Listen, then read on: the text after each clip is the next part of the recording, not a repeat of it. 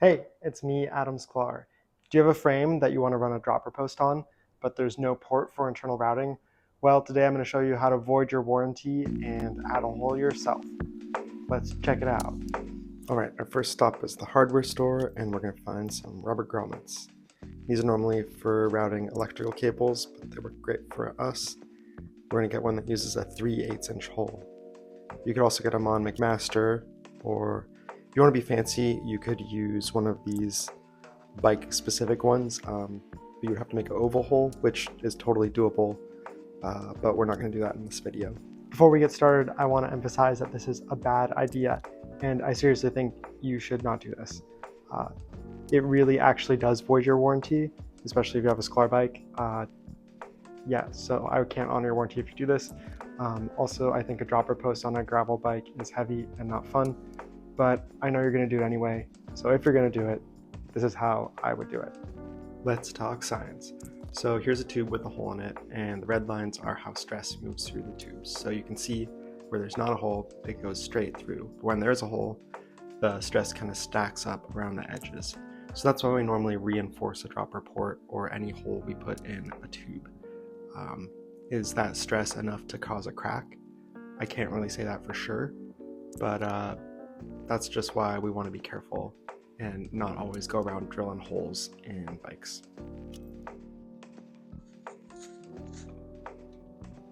Anyway, let's get started by finding just the right place to put our port.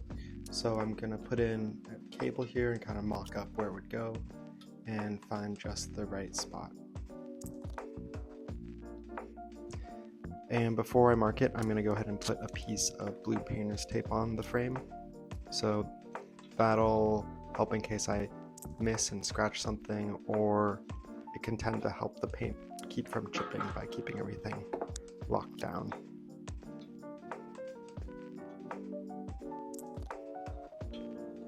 Go ahead and triple check, and then I'll make a little Sharpie mark on there. This tool is called an automatic center punch, and you can see that there is a pointy end and a handle end, and this is spring loaded. So what this does is you load it up and then it goes boing, and it makes a little indent on the tube, and that gives the drill bit a place to bite into when we go to drill a hole. And that's nice since we have a painted frame already. We want to avoid messing it up, so this will give us a more accurate hole, or accurate location. The drill bit won't want to wander off when we start drilling in.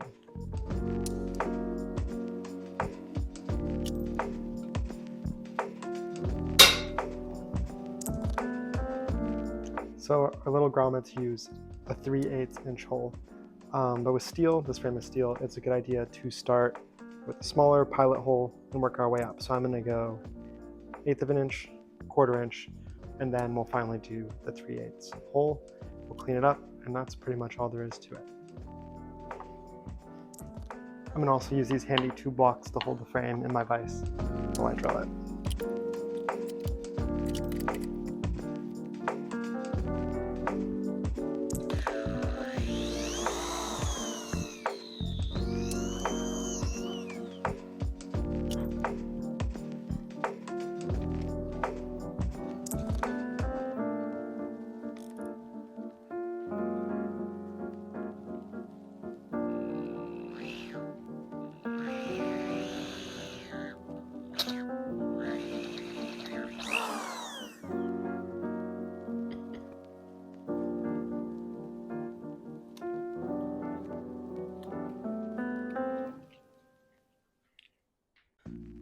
This tool is called a deburring tool.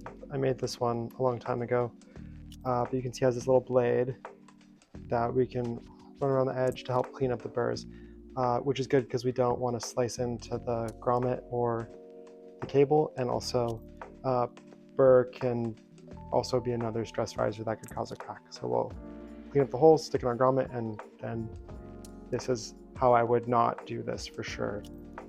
Don't do it.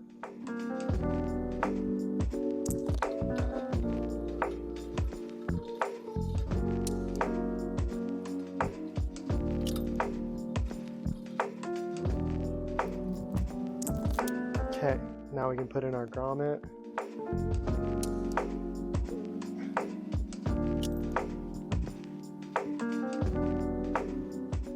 Look at that. Ready to void your warranty and run a dropper.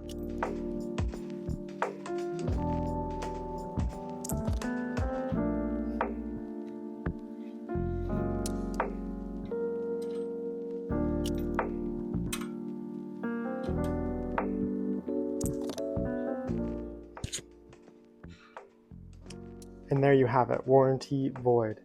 So this grommet costs about 50 cents, maybe 20 bucks in drill bits, and you can run a dropper on any frame you like. Again, do this at your own risk. It's probably fine. Or is it? Have fun. Bye.